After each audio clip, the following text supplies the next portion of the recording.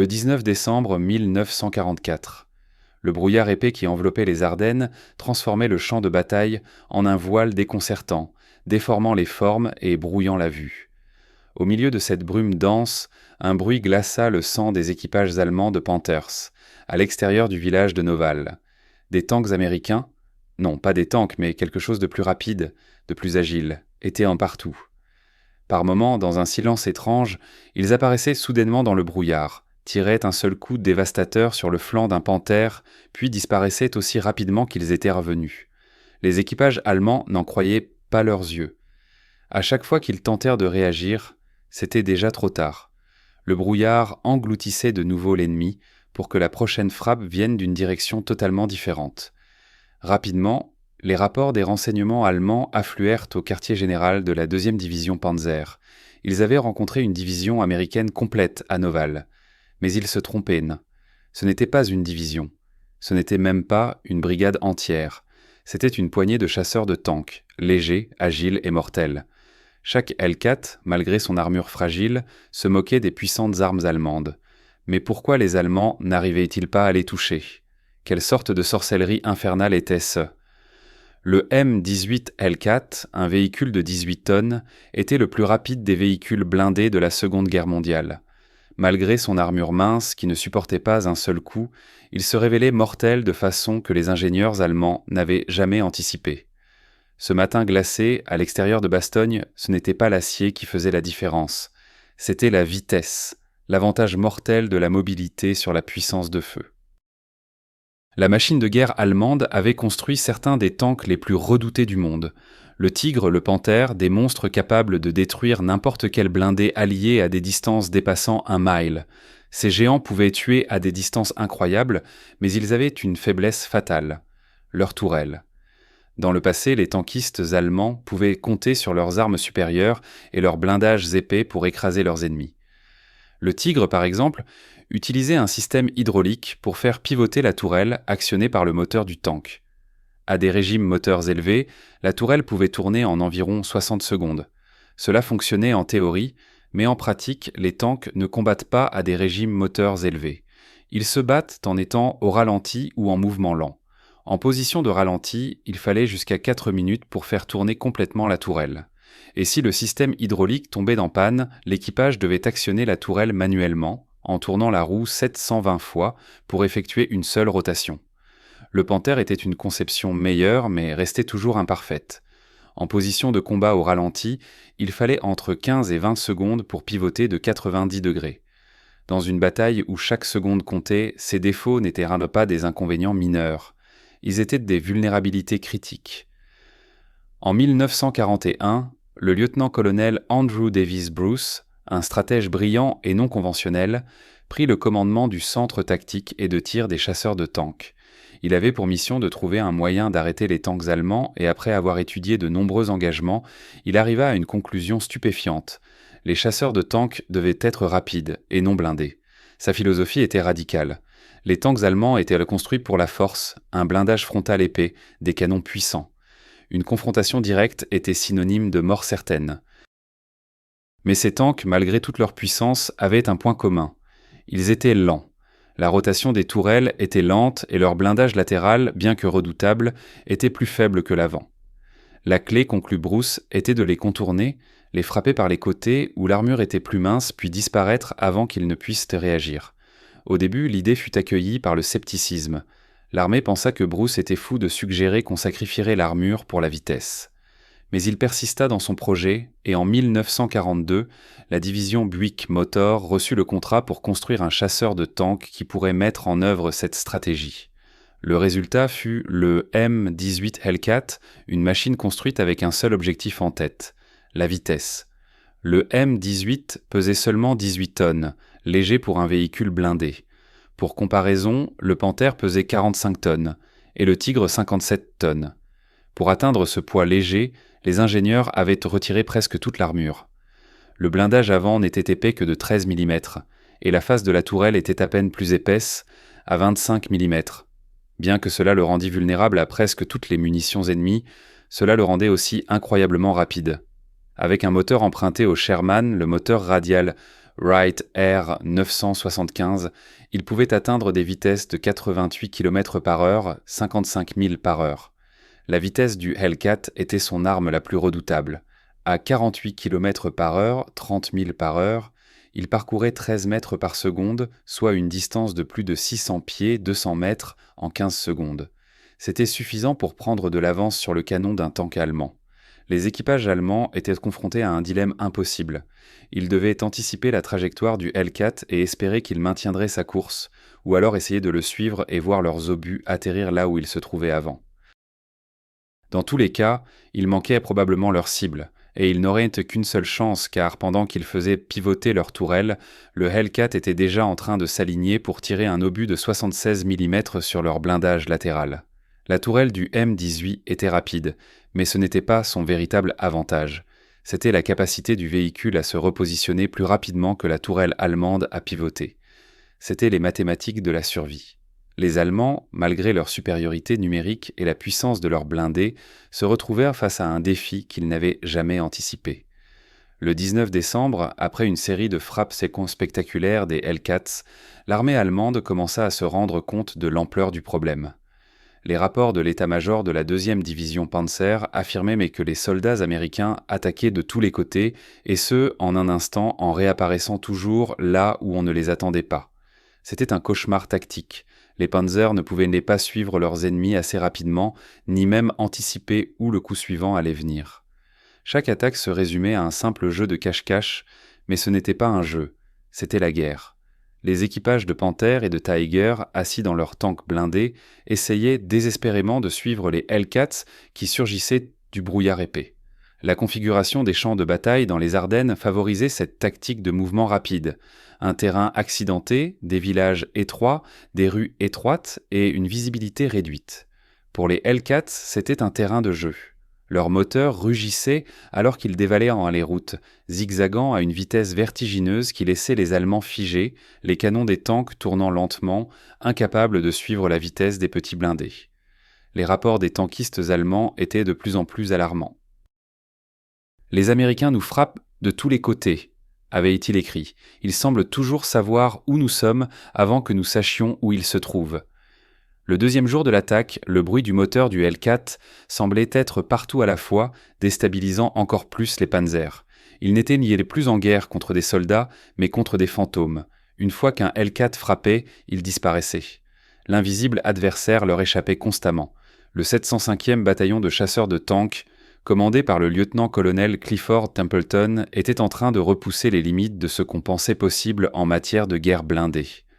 À l'avant-garde de la défense, Templeton, un homme d'une trentaine d'années à la mâchoire carrée et aux yeux perçants, savait que sa seule chance de survie résidait dans la rapidité.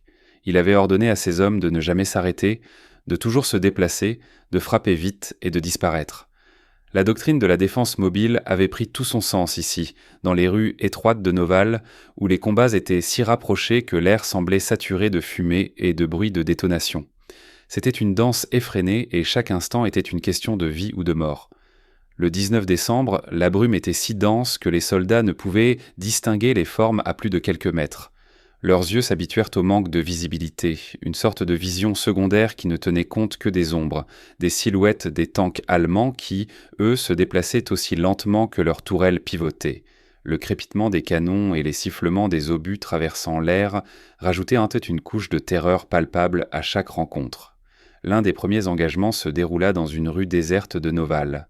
Un Hellcat, conduit par le sergent William Carson, un vétéran du Pacifique avec des années de combat dans le sang, s'avança au coin d'une ruelle étroite.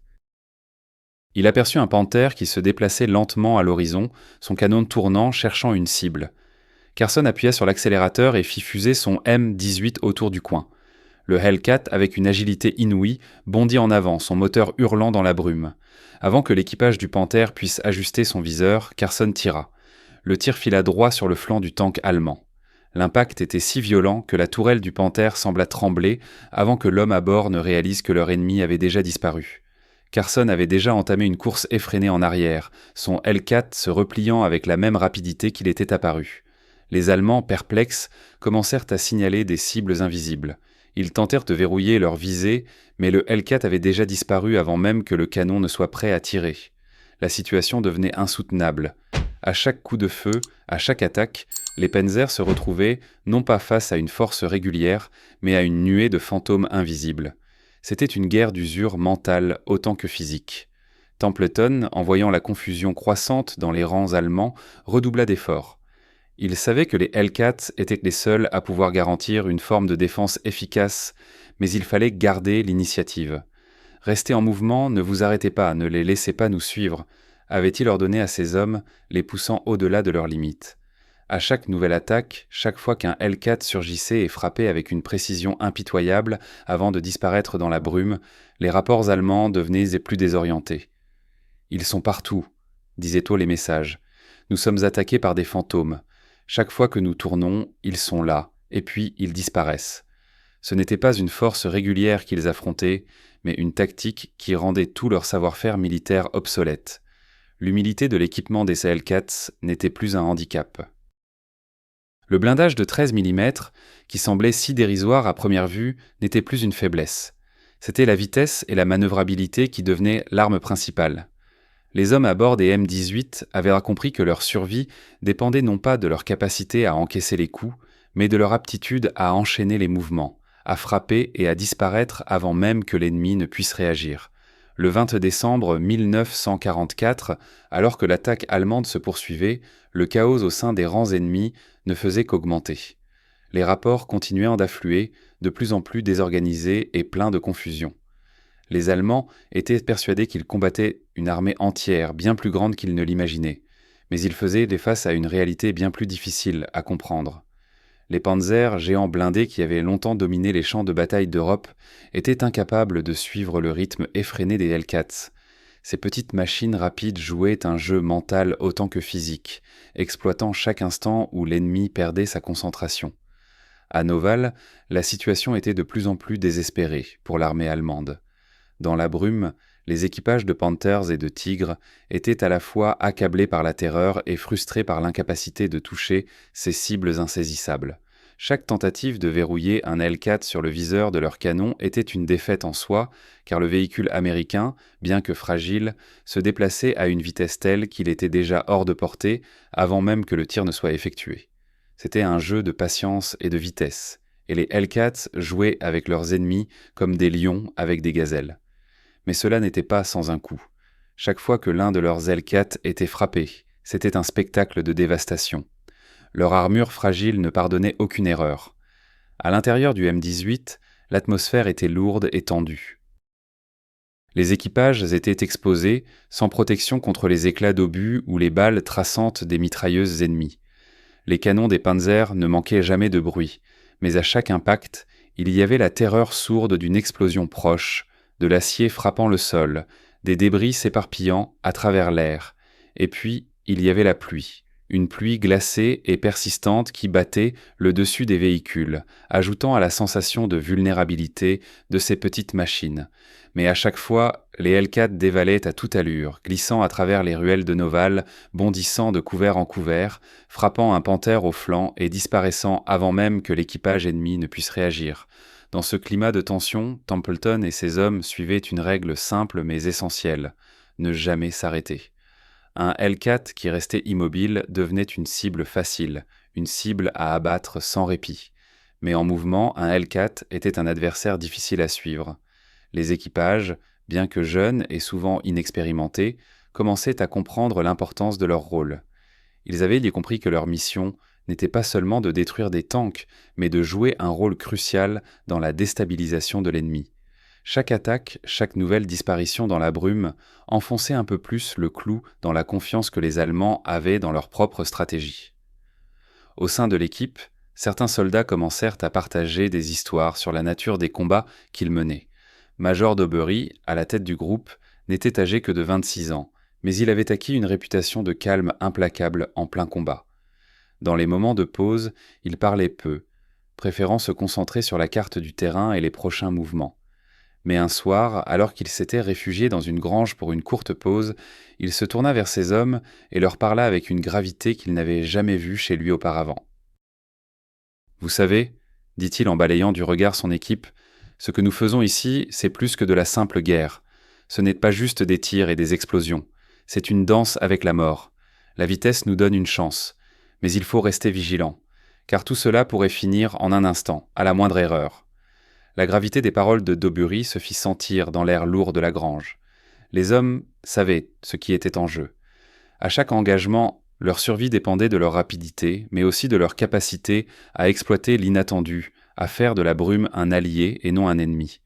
La guerre qu'ils menaient n'était pas celle de l'armure épaisse et des armes puissantes, mais celle de l'agilité, de l'instinct et de la capacité à disparaître dans l'ombre avant que l'adversaire ne puisse réagir. Dans les rues de Noval, le son des moteurs des Hellcats devenait une mélodie familière. Chaque fois qu'un panthère tentait de se repositionner pour contrer un Hellcat, l'illusion de sécurité s'évaporait. Le M18 était déjà ailleurs, prêt à frapper encore. Mais au fond, Templeton savait que cette danse était aussi fragile que la chance. Un coup bien placé, un instant d'imprudence, et cela pourrait être la fin pour l'un de ces hommes. L'armure légère des Hellcats était leur plus grand atout et leur plus grande malédiction. La bataille se poursuivit pendant 2 jours. À chaque tentative des Allemands de concentrer leurs forces pour abattre les Hellcats, les véhicules américains se repositionnaient en un clin d'œil, frappant là où ils étaient les plus vulnérables. Les Panthers, avec leur blindage robuste, se retrouvaient à chaque fois piégés dans un jeu de mouvements que seuls les Hellcats maîtrisaient. Et au fur et à mesure que les rapports allemands devenaient de plus en plus désespérés, un autre fait se confirmait. Les tactiques de Bruce, fondées sur la vitesse et le mouvement, étaient d'une efficacité implacable. Mais cette guerre de mouvement ne se faisait pas sans perte. Chaque fois qu'un Hellcat était frappé, c'était une perte douloureuse. Une perte dans une guerre où la rapidité était tout, mais où la fragilité de leur machine ne permettait aucune erreur.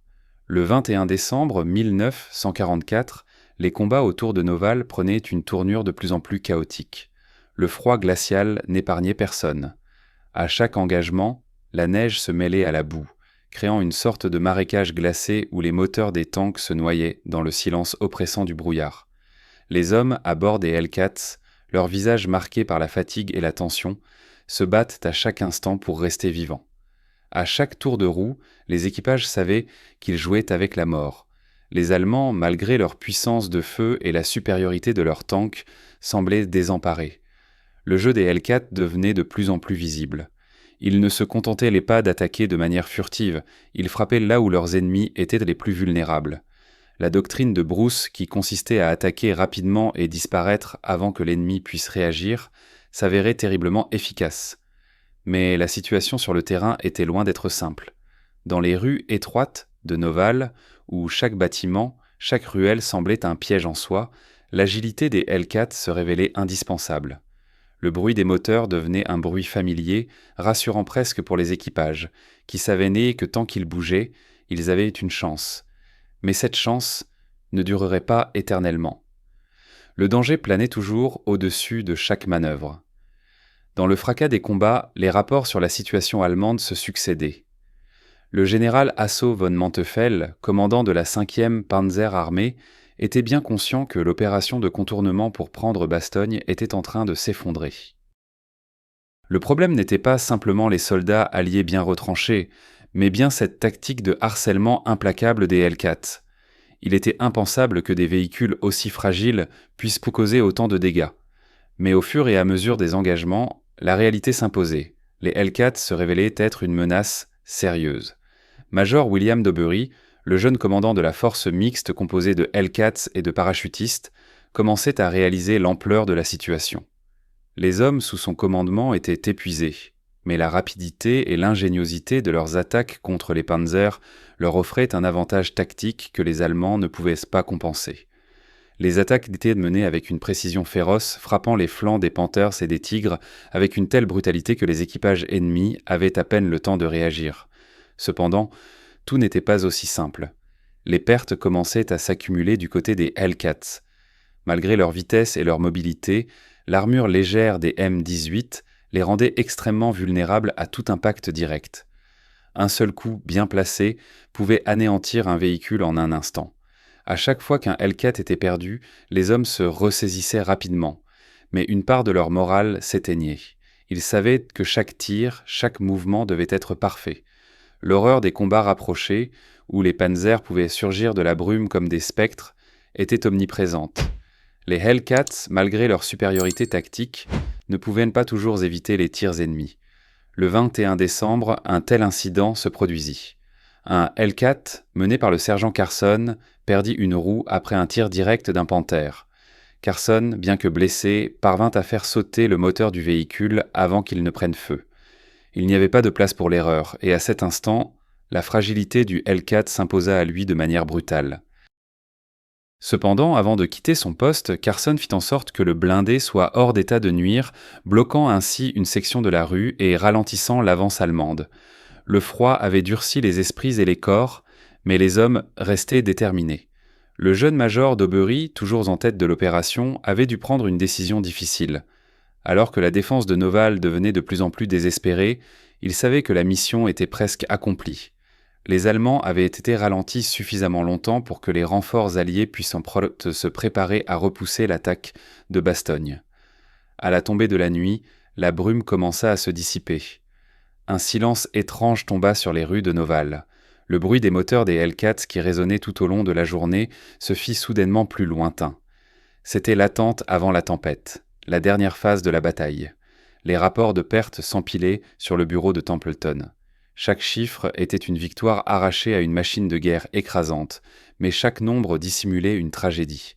Les Allemands, toujours dans l'ignorance du nombre réel de Hellcats qui leur faisaient en face, pensaient encore combattre une force entière.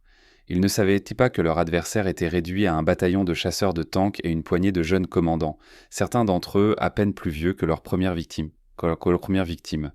Cependant, l'efficacité de la tactique des Hellcats avait fait basculer le rapport de force. Les Panzers, ces symboles de la puissance militaire allemande, ne pouvaient plus suivre le rythme.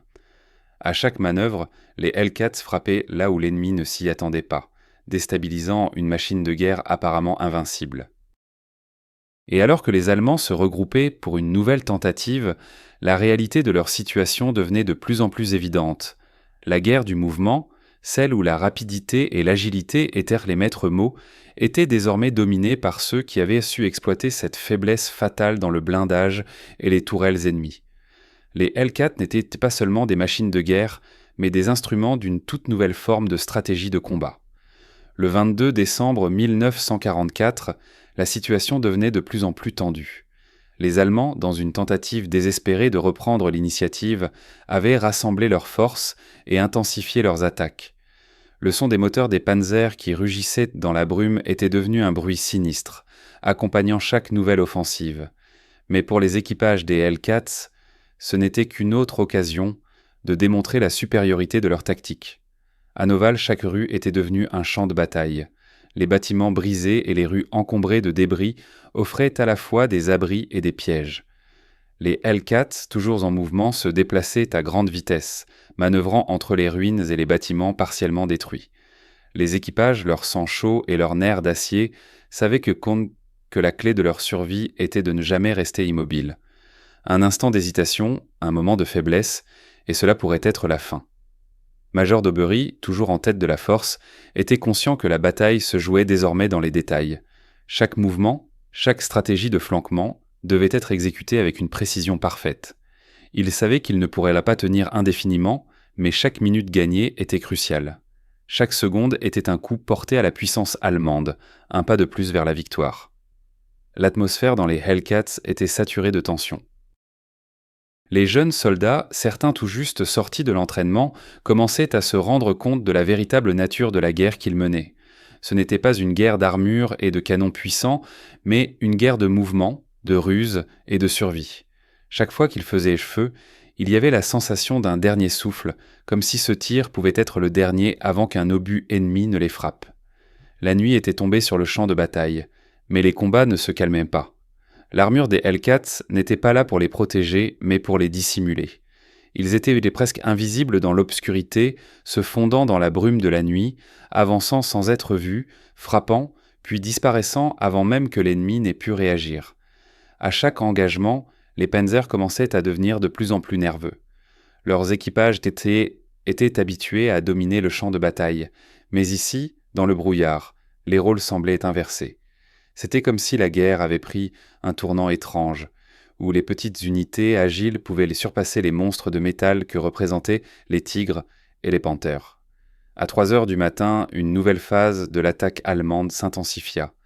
La 2e division Panzer avait envoyé des renforts. Mais même avec de nouvelles forces, les Allemands semblaient incapables de briser la stratégie des Hellcats. Un panthère, dans un dernier effort désespéré pour prendre l'avantage, s'engagea dans une rue étroite, juste au moment où un Hellcat surgit derrière un bâtiment. En quelques secondes, la tourelle du M18 se tourna, un coup de feu retentit et un panthère s'effondra dans une explosion de métal et de feu.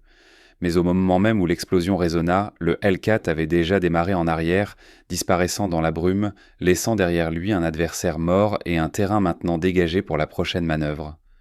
Cependant, les pertes étaient lourdes. Le M18, malgré sa vitesse, ne pouvait pas tout esquiver. Chaque fois qu'un Hellcat était touché, l'équipage risquait tout. Des membres brûlés dans des explosions, des blessures par shrapnel, des accidents dus à la vitesse excessive dans les rues brisées de Noval. Les hommes à bord des Hellcats étaient conscients du danger mortel auquel ils étaient confrontés à chaque instant. Mais ils savaient aussi que si ce moment de guerre était perdu, alors la ligne de défense de Bastogne tomberait et l'ensemble de la résistance alliée dans les Ardennes serait brisée. L'un des incidents marquants de cette journée fut la perte de l'équipage du Hellcat, dirigé par le sergent Carson.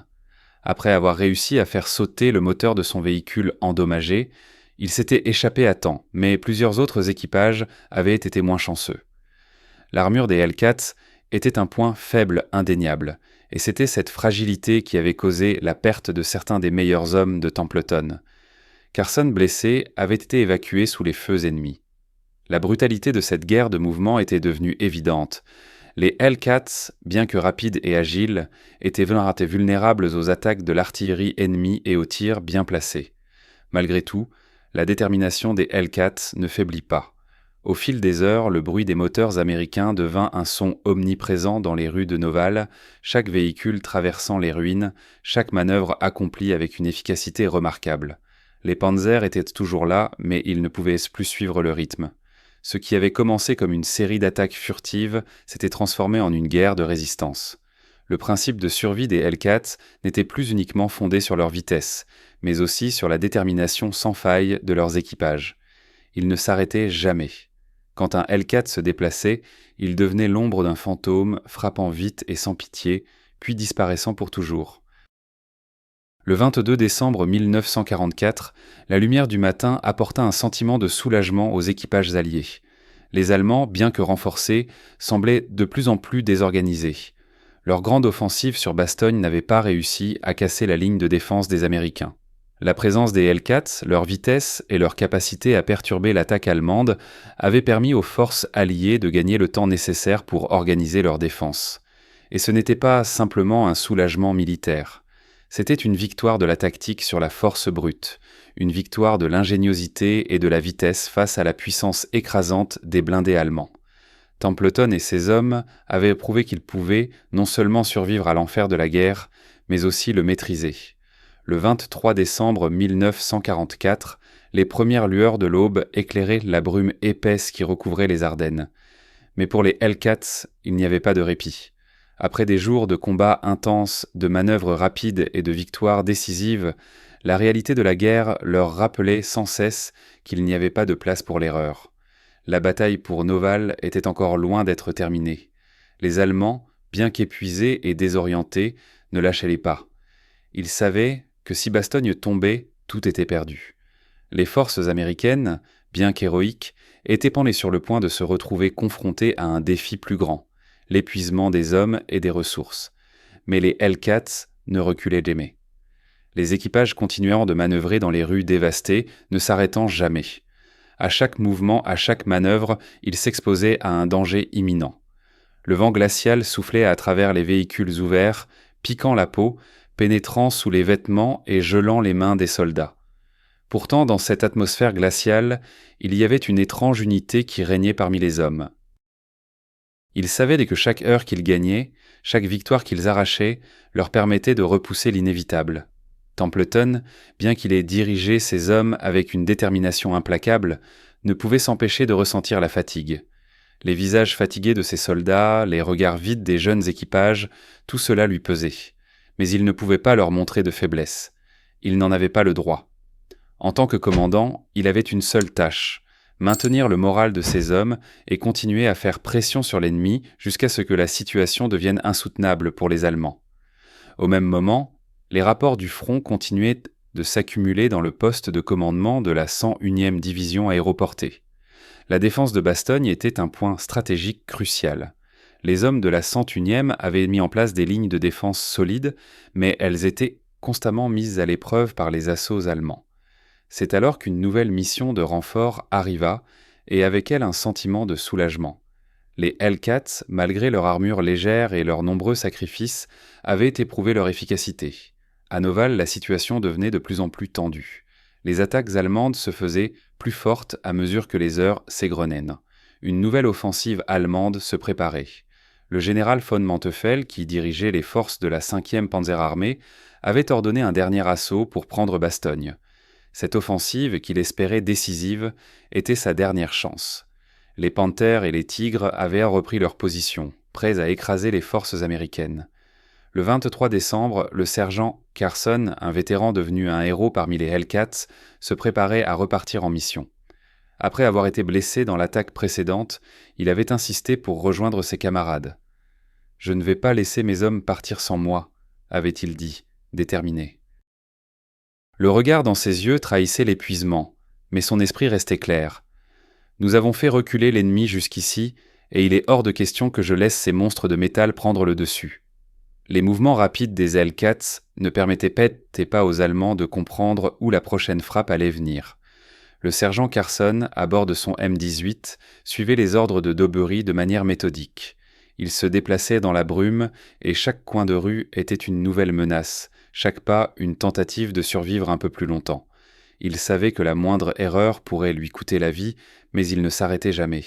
La tactique de hit and run, frappant les côtés des blindés allemands, restait la plus efficace contre la machine de guerre nazie. À chaque coup, Carson et ses équipiers étaient témoins de l'énorme fragilité de leur véhicule. Un simple tir bien placé pouvait détruire un Hellcat en un instant. Un impact direct sur leur faible blindage latéral était suffisant pour anéantir leur machine, et Carson en avait vu les conséquences plus d'une fois. Mais les Hellcats n'avaient pas le luxe de la protection. Ils devaient en bouger et frapper plus vite que les Allemands ne pouvaient pas réagir. Le moteur du Hellcat rugissait, et chaque déplacement était une danse dangereuse avec la mort. Le son des moteurs résonnait à travers la brume et les éclats d'obus éclataient autour d'eux. La ruche était un champ de ruines, chaque coin de bâtiment semblait receler une nouvelle menace. Carson se faufila entre les ruines, ses yeux scrutant chaque recoin à la recherche d'une cible. Ses équipiers, tendus, surveillaient chaque mouvement, chaque ombre dans le brouillard. Le moment d'attaque était crucial. Tout retard, tout faux mouvement pouvait être fatal. Les tirs allemands commencèrent à se faire plus précis. Les panzers, de plus en plus nombreux, approchaient lentement, leurs canons pivotant avec une lenteur mortelle. Mais les Hellcats étaient déjà en mouvement. Carson repéra un panthère dans un coin de rue. Le bruit d'un moteur rauque, une silhouette massive émergeant du brouillard. Avant même que l'équipage allemand ne puisse tourner son canon, Carson fit feu. Le panthère explosa dans un nuage de flammes, mais Carson n'avait pas le temps de savourer la victoire. Il appuya sur l'accélérateur, et son Hellcat disparut aussi rapidement qu'il était apparu. À cet instant précis, les rapports allemands continuaient d'affluer, toujours plus désespérés. Les Allemands étaient aimés convaincus de se battre contre une force bien plus importante. « Les Américains sont partout », écrivait-il. Mais ce n'était pas tout à fait vrai. Les Hellcats étaient juste là, frappant et disparaissant dans la brume, là où les Allemands ne pouvaient pas les suivre. La guerre du mouvement continuait, et avec chaque seconde, les chances de victoire pour les Hellcats devenaient de plus en plus réelles.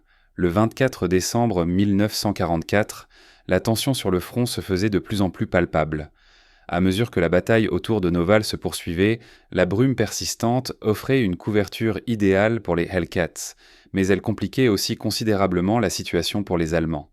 La guerre était devenue un défi de survie autant qu'un combat pour la domination. Alors que les forces alliées tenaient de bon, les Allemands commençaient à perdre leur confiance et leurs attaques devenaient de plus en plus désorganisées. Pour les équipages de Hellcats, cependant, la situation restait aussi tendue que jamais. Les mouvements de ces petits véhicules blindés étaient devenus une danse macabre avec la mort. Chaque manœuvre, chaque virage risqué dans les ruelles brisées de Noval était une course contre le temps et la mort. Mais ils étaient entraînés à cela. Ils étaient faits pour bouger rapidement, pour frapper sans crier gare, puis disparaître avant que l'ennemi n'ait une chance de réagir. Le sergent Carson, qui avait survécu à de nombreux engagements depuis le début de l'offensive, savait que son rôle était crucial dans la bataille qui se jouait. Chaque décision qu'il prenait pourrait faire la différence entre la vie et la mort. Mais dans les moments de calme relatif, quand la brume s'épaississait et que le bruit des moteurs diminuait, il ne pouvait s'empêcher de repenser à ses camarades perdus, aux Hellcats qui n'avaient pas eu la chance de s'échapper. Carson se rappela d'un moment précis, quelques jours auparavant, quand l'un de ses camarades, un jeune homme du nom de James, avait été touché. Un tir direct d'un panthère avait traversé le flanc du Hellcat, et James, qui était assis à la mitrailleuse, n'avait eu aucune chance. La scène était gravée dans la mémoire de Carson. Il n'avait pas eu le temps de réagir. Ce genre d'attaque rapide, cette violence imprévisible, faisait partie de la guerre des Hellcats, une guerre qui se jouait à une vitesse effrayante. Mais malgré les pertes, les Hellcats ne se laissaient pas décourager. Leurs équipages, bien que fatigués et abattus, continuaient de se battre. Chaque engagement, chaque nouvelle explosion ne faisait que renforcer leur détermination à poursuivre la lutte. Ils savaient que Bastogne dépendait de leur courage et de leur rapidité. Ils avaient prouvé qu'ils pouvaient échapper à la mort, mais ils n'étaient pas encore sortis d'affaire. L'ennemi était toujours là et les combats étaient loin d'être terminés. Au quartier général de la 101e division aéroportée, les rapports de Templeton sur les actions des Hellcats étaient de plus en plus fréquents. Leur tactique de harcèlement et de mouvement rapide avait gravement perturbé les lignes allemandes, mais cette perturbation avait un coût. Le personnel allié savait que, même si les Hellcats avaient réussi à ralentir l'avancée des Panzers, ils ne pouvaient pas rester invisibles indéfiniment. La chance, aussi rapide et agile qu'elle soit, finirait par tourner. Les Allemands, bien qu'en proie au désespoir, n'étaient pas encore prêts à se rendre. Chaque escouade de Panthers qui était détruite n'en faisait surgir que d'autres, plus nombreuses, plus déterminées. La guerre du mouvement contre la puissance brute continuait. Les Panzers ne pouvaient pas suivre les Hellcats à leur propre jeu, mais ils avaient des ressources infinies. Et alors que les Panzers tentèrent de se regrouper pour une nouvelle offensive, les Hellcats, eux, se repositionnèrent déjà. Leurs moteurs rugissaient dans la brume, parcourant les rues de Noval avec une rapidité que les Allemands ne pouvaient que maudire. Le 24 décembre, les événements se précipitèrent. Une nouvelle vague d'assaut allemand fondit sur Noval. Cette fois, les Panzers avaient pris position dans les rues principales, cherchant à coincer les Hellcats. Mais en dépit de l'envergure de l'attaque, les équipages alliés n'étaient pas disposés à céder. Templeton savait que chaque seconde gagnée était essentielle. Si les Allemands parvenaient à établir une tête de pont solide dans Noval, l'équilibre basculerait en leur faveur. Les Hellcats devaient continuer à frapper, à se déplacer, à ne jamais laisser les Allemands reprendre le contrôle. Un autre engagement décisif se déroula dans la matinée du 24 décembre. Carson et ses hommes avaient été envoyés pour détruire une formation de Panthers qui tentait de s'organiser dans une rue étroite. Ils se faufilèrent entre les bâtiments détruits, cherchant à prendre les Allemands par surprise. Les Panthers, bien que massifs et puissants, étaient encore vulnérables dans ces conditions. Carson et son équipage se préparèrent. Ils savaient que la chance était de leur côté tant qu'ils restaient en mouvement. Si un seul Hellcat venait à se figer dans la rue, il serait un cadeau pour l'artillerie allemande. En une fraction de seconde, Carson aperçut un panthère à l'angle de la rue. Il fit signaler à son équipage de se préparer. Le moteur rugit et le Hellcat bondit en avant. Un tir de 76 mm déchira le flanc du panthère, envoyant un éclat de métal dans l'air.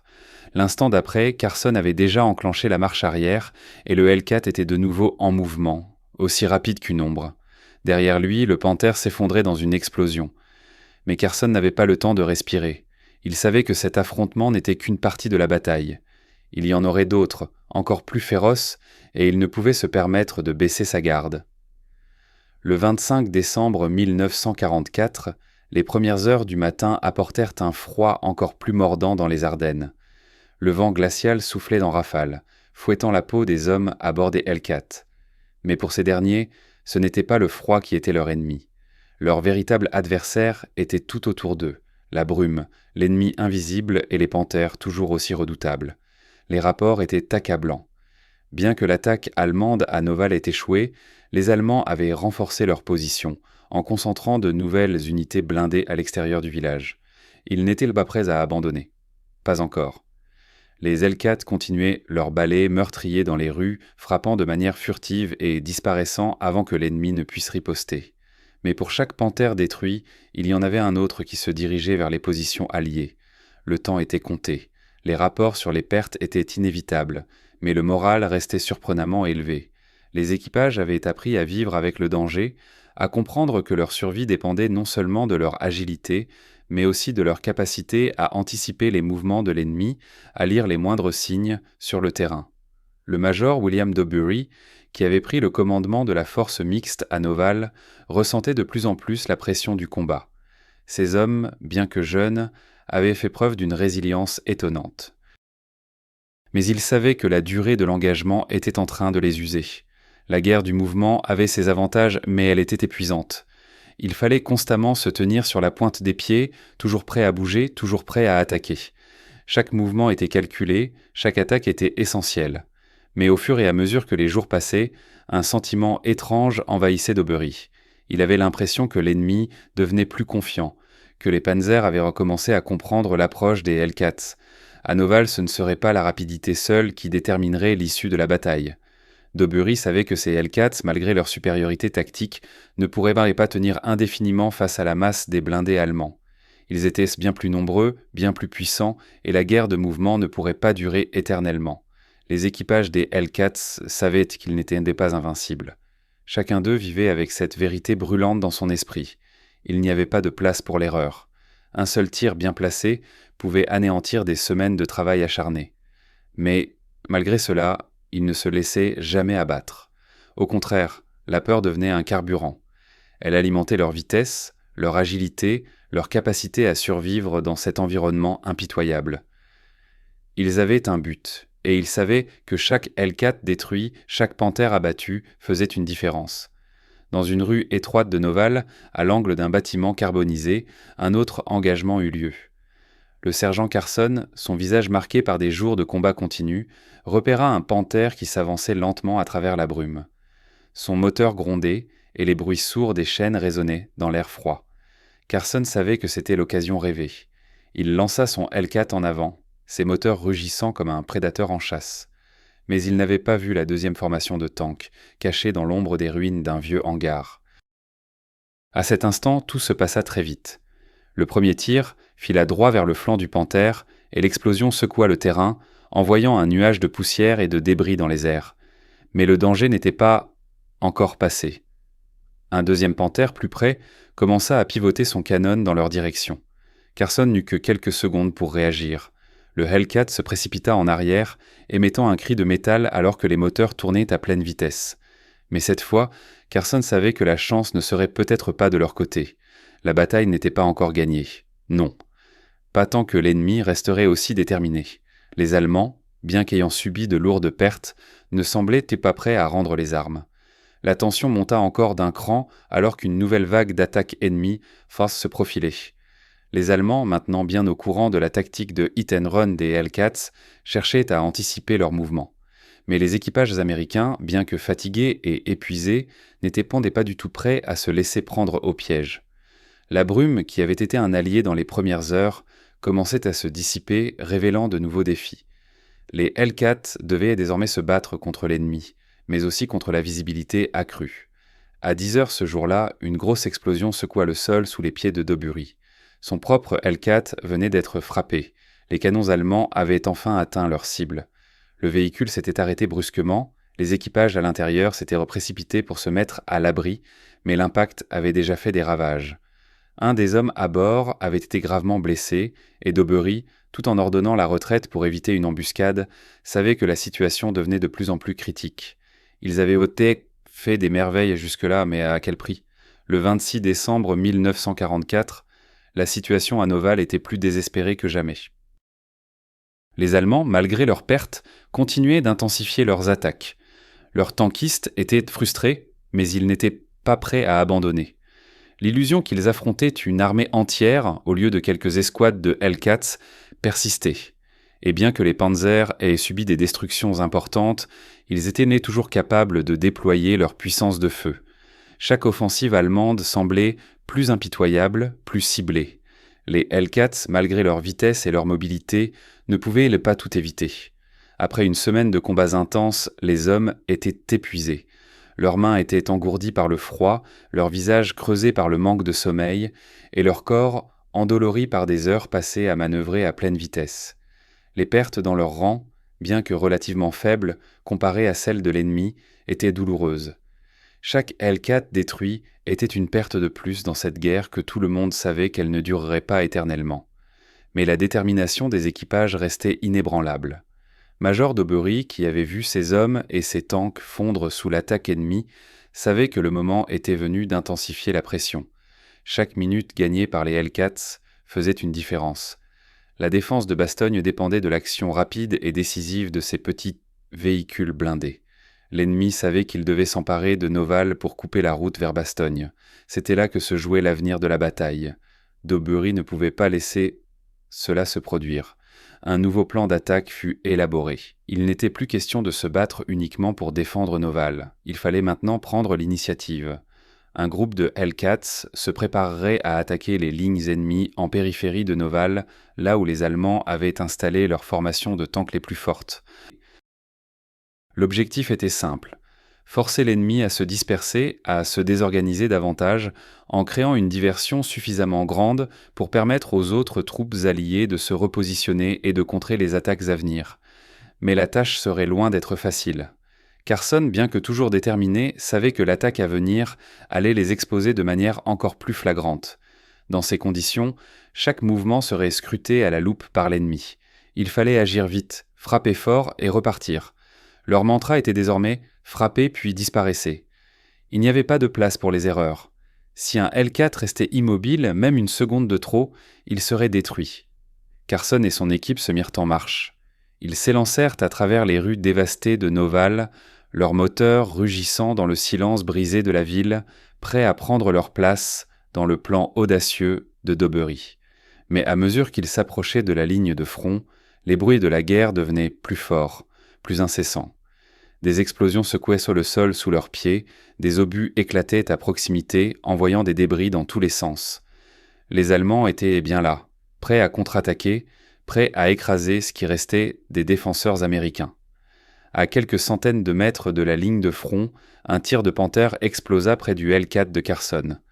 L'impact était violent, mais le véhicule tint bon. Carson, les yeux fixés sur la route, ne laissa rien paraître. « Pas de panique », se dit-il, en serrant les dents. Son équipe, habituée à ces moments d'intensité extrême, suivit sans hésitation. Les Panzers tentaient de verrouiller leurs canons sur les Hellcats, mais à chaque fois qu'un tir partait, les véhicules américains étaient déjà loin, de l'autre côté du terrain, prêts à frapper de nouveau. À ce moment-là, un cri soudain monta du radio. « Major, regardez, un tigre !» Un panthère lourdement armé émergeait du brouillard, se dirigeant vers eux avec une lenteur implacable. Le Hellcat de Carson était encore loin, et il n'y avait pas de couvert à porter. Les calculs étaient rapides dans la tête de Carson. Il savait que l'attaque du tigre allait être violente et qu'il ne pouvait pas se permettre de manquer ce tir. Carson appuya sur le moteur, se rapprochant du flanc du tigre avec une rapidité folle. Mais l'espace était limité, et les Allemands savaient que c'était leur dernière chance de stopper les Hellcats. Un tir jaillit du canon du tigre, mais le M18 était déjà hors de portée. L'instant d'après, Carson lança son obus contre le flanc du tigre et le puissant blindé explosa en une gerbe de flammes. Le tir avait été parfait, mais Carson ne s'arrêta pas. Il savait que la bataille était loin d'être terminée. Les combats à Noval durèrent encore quelques heures, mais à mesure que la journée avançait, il devenait de plus en plus évident que la situation des Allemands était désespérée. Les Panzers, bien que puissants, ne pouvaient plus suivre la rapidité des Hellcats. Leur puissance de feu était terrifiante, mais leur lenteur leur était désormais fatale. Leurs équipages étaient accablés par la vitesse et l'agilité des Hellcats, incapables de prédire où la prochaine attaque allait avoir lieu. Les rapports se faisaient de plus en plus alarmants, mais la résistance alliée tenait. Les Hellcats avaient sans fait leur travail. Le 27 décembre 1944, à Noval, l'ombre de la défaite allemande devenait de plus en plus tangible. Les forces de la 5e Panzerarmee, bien qu'encore nombreuses, étaient en train de se disloquer sous les attaques incessantes des Hellcat. Les Panzers, ces monstres blindés qui avaient terrifié les Alliés tout au long de la guerre, semblaient désormais incapables de maintenir la pression. Leur lenteur, leur manque de réactivité face à la mobilité des Hellcats, les rendaient vulnérables dans ce terrain complexe, saturé de ruines et de brumes. Mais à l'aube du 27 décembre, la situation se compliquait encore pour les Hellcats. L'intensification des bombardements aériens allemands et des attaques d'artillerie sur les positions américaines mettait sous pression chaque escouade de chasseurs de tanks. Le bruit des obus explosant, des éclats de shrapnel frappant le sol devenait une constante. Pourtant, malgré la dévastation qui les entourait, les équipages des Hellcats restaient les concentrés. Leur mission n'était pas seulement de détruire des tanks ennemis, mais de ralentir une offensive qui, si elle réussissait, pourrait inverser l'élan de la guerre dans les Ardennes. Carson, toujours au volant de son M18, avait vu ses camarades tomber, l'un après l'autre. Mais il savait que s'il voulait survivre, il devait continuer à avancer. Il n'avait pas d'autre choix. Le plan de Daubery était clair. Percuter les lignes ennemies, frapper là où ils étaient vulnérables, puis se retirer avant que les Allemands ne puissent réagir. Mais la pression augmentait. Le froid devenait plus mordant, la fatigue accumulée commençait à peser lourdement sur les esprits. Les visages des hommes à bord des Hellcats, marqués par des jours de combat, étaient tendus. Leurs mains, prises dans le froid glacial, se crispaient sur les volants. Carson savait que les Allemands n'étaient pas prêts à laisser la victoire leur échapper si facilement. Le bruit des moteurs des Hellcats, grondant dans la brume, résonnait à travers les rues dévastées de Noval. Carson repéra un panthère caché derrière une ruine. Le reste de son escouade était en position, attendant le signal pour attaquer. Le moment était venu. « Allons-y », murmura-t-il à son équipage, ses yeux fixés sur la silhouette massive du tank ennemi. Le Hellcat bondit en avant, les moteurs hurlant à toute vitesse, et en quelques secondes, Carson avait tiré un obus qui frappa le flanc du panthère. L'explosion fut violente, déchiquetant l'armure du véhicule. Mais alors qu'il reculait rapidement, un autre tir d'artillerie allemande secoua le sol sous ses pieds. L'onde de choc fit vibrer le Hellcat et envoya des éclats de métal voler autour du véhicule. Un moment de confusion s'ensuivit. Carson ne pouvait pas se permettre de perdre de temps. Il ordonna à son équipage de se remettre en mouvement immédiatement. Pas de temps à perdre. Les Allemands avaient commencé à s'organiser pour lancer une contre-attaque. Ils avaient déployé de nouveaux panthères et des tigres dans une tentative désespérée de reprendre le contrôle de la situation. La bataille de Noval était loin d'être terminée. Les soldats allemands, bien que fatigués et démoralisés, savaient qu'ils ne pouvaient pas se permettre de perdre ce point stratégique. Leur armée en avait besoin pour avancer, pour rompre la défense alliée et assurer une victoire dans les Ardennes. Mais les Hellcats, malgré leurs pertes, continuèrent de se battre avec une férocité impitoyable. Chaque engagement, chaque combat semblait les rapprocher un peu plus de l'ultime objectif, empêcher les Allemands de franchir les lignes alliées. Alors que la journée avançait, la situation sur le terrain devenait encore plus complexe. Les Allemands avaient commencé à ajuster leur tactique. Ils savaient maintenant que les Hellcats attaquaient par les flancs, mais leur propre mouvement était toujours trop lent pour répondre à l'agilité des Hellcats. Les Panthers tentèrent de pivoter, mais les Hellcats se déplaçaient déjà ailleurs, frappant de nouveau et disparaissant. Les rapports des Allemands se faisaient de plus en plus incohérents. Les Panzers étaient incapables de suivre les mouvements rapides des Hellcats.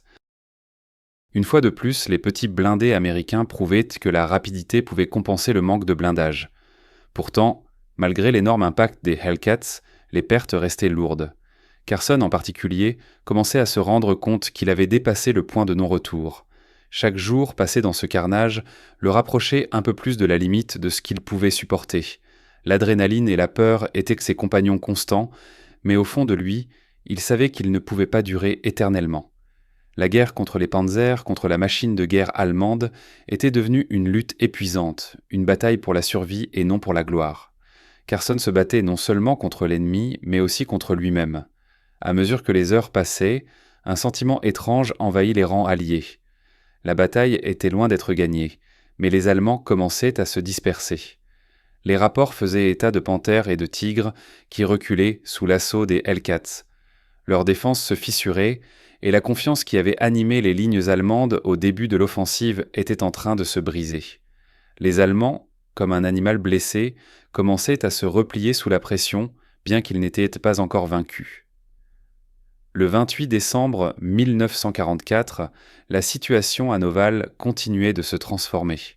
Les Allemands, bien qu'encore présents et menaçant de reprendre la ville, se retrouvaient dans une position de plus en plus inconfortable.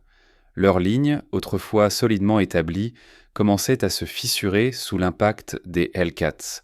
La vitesse et l'agilité des petites machines américaines avaient pris l'ennemi de court, et maintenant ils payaient le prix de leur lenteur. Mais les combats n'étaient pas encore terminés, et les pertes dans les rangs alliés commençaient à se faire ressentir. Pour les Hellcats, la guerre n'était pas seulement une question de tactique, mais aussi de psychologie. Chaque action, chaque mouvement était une tentative de tromper l'ennemi, de les rendre fous de frustration. Les panzers, géants aveuglés par leur propre puissance, n'étaient plus capables de suivre le rythme effréné des Hellcats. Les équipages allemands étaient désorientés, ne sachant jamais d'où viendrait le prochain coup. À chaque fois qu'ils tournaient leur tourelle, les Hellcats étaient déjà loin, frappant ailleurs, disparaissant dans la brume avant qu'un seul obus puisse être tiré en retour. Cependant, tout n'était pas parfait. Les équipages des Hellcats savaient que cette guerre, fondée sur la vitesse et la mobilité, pouvait les épuiser.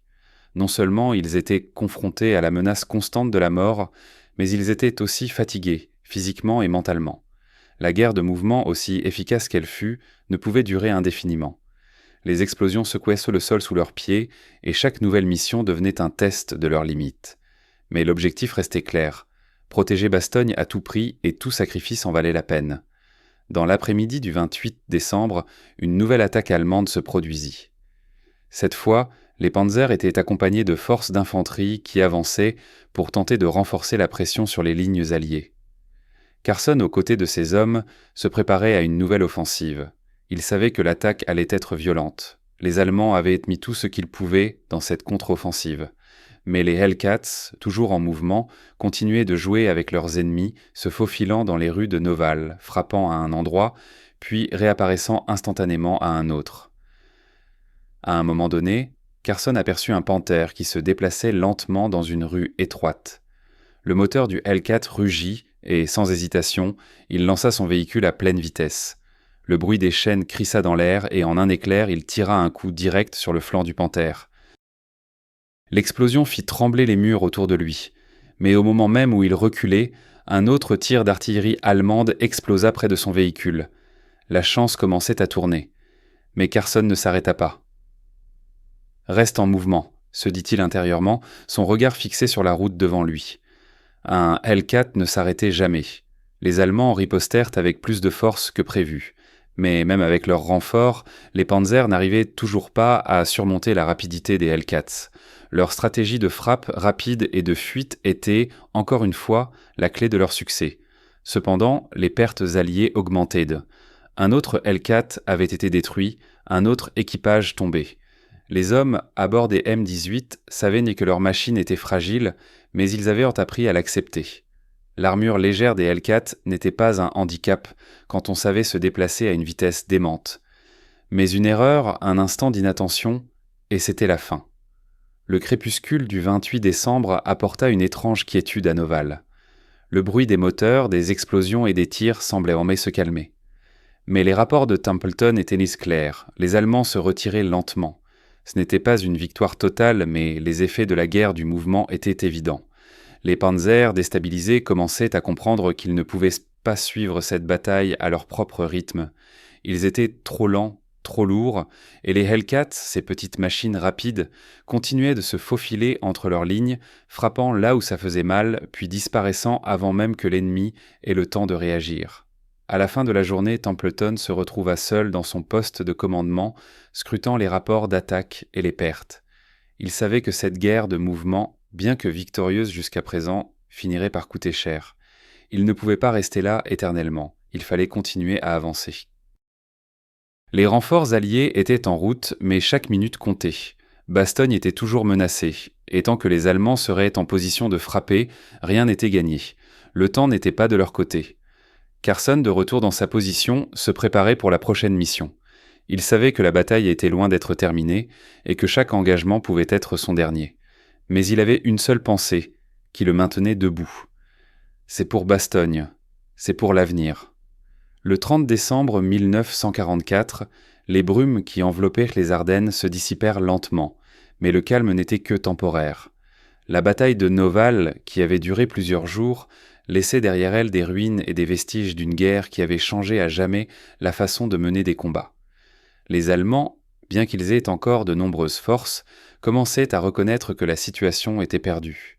Leurs panthers et leurs tigres, aussi puissants soient-ils, avaient été mis à mal par la rapidité implacable des Hellcats. Dans les rangs alliés, la fatigue se faisait sentir. Les hommes des Hellcats, bien qu'épuisés, restaient concentrés. Leurs visages n'étaient pas marqués par les combats, mais leurs yeux brûlaient toujours d'une détermination farouche. La guerre n'était pas encore terminée, mais un léger sentiment de victoire flottait dans l'air. Noval avait été défendu, et Bastogne, qui semblait prête à tomber, tenait encore. Le sergent Carson, après plusieurs jours sans repos, se tenait sur le bord de la route, observant les véhicules alliés qui se déplaçaient lentement au loin. Le bruit des moteurs des tanks s'était transformé en une mélodie familière, un son qui marquait la fin de l'offensive allemande dans cette zone. Carson avait survécu à des engagements plus durs, mais il savait que la guerre était loin d'être terminée. Ce n'était qu'une victoire temporaire dans un conflit qui allait durer encore de longs mois. Les rapports de Templeton confirmaient ce que tout le monde savait au fond de son cœur. Les Allemands étaient en pleine retraite. Après les attaques dévastatrices menées par les Hellcats et la résistance héroïque des troupes alliées, les Panzers commençaient à se retirer, leur avance bloquée par la vitesse et la ténacité de ces petites machines. Les Hellcats avaient de jouer un rôle essentiel dans ce retournement et les pertes de l'ennemi avaient été lourdes. Mais à quel prix ? Le major d'Aubery, qui avait supervisé une grande partie des combats autour de Noval, observait les champs de bataille dévastés. Il savait que cette victoire n'avait été possible que grâce à la guerre du mouvement, à la tactique rapide et efficace des Hellcats. Mais il se doutait que cette approche ne durerait pas. À mesure que la guerre avançait, les technologies allaient changer, les tactiques aussi. Le temps des Hellcats touchait à sa fin. Pendant ce temps, Carson, les yeux toujours fixés sur l'horizon, revint à son véhicule. Son Hellcat, un peu plus usé que lorsqu'il l'avait pris pour la première fois, semblait avoir absorbé chaque coup de la guerre, mais il n'était pas prêt à rendre l'âme. Carson s'assit dans son siège, le froid de la matinée pénétrant jusqu'à ses os, et se rappela les sacrifices qu'ils avaient faits tous ensemble. Ils étaient départis comme des sous-estimés, ces petits véhicules rapides, et ils avaient défié les géants allemands. Mais à quel prix ?